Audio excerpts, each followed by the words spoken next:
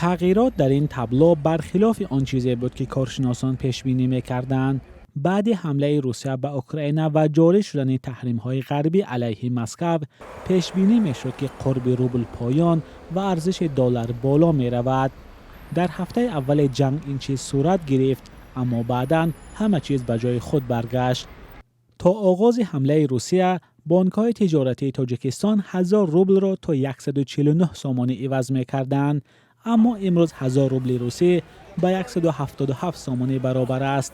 ارزش دلار باشد در برابر سامانه با سرعت پایین آمد. کارشناسان چند عامل را باعث پیش آمدن چنین وضع می‌دانند.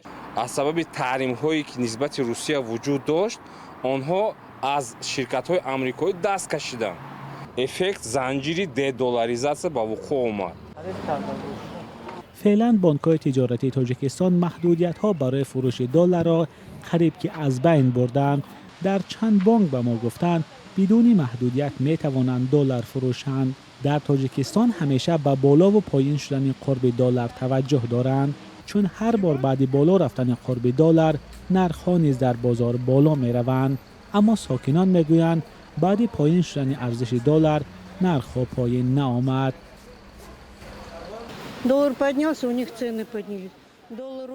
доллар боло меравад, нархҳои онҳо низ.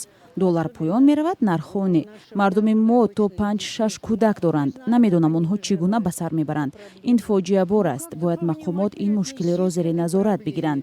Намедонам, шояд онҳо дар дунёи дигар зиндагӣ мекунанд.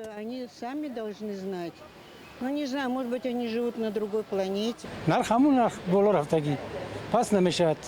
همین اگر حکومت دیده برای بسیار نقض میشه میگن میخوای گیر نمیخوای نگیر برا من خیلی جواب میتیم ما آدمای کم بغل چی گوییم قطعا جنجال کنیم جنجال کردن نشود مجبوریم که بخریم چه کنیم.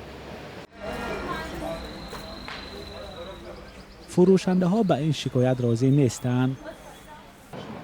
شکر روغن با چند نمود محصولات کلبسه حسیبو سیر ارزون شد 65 بود 55 شد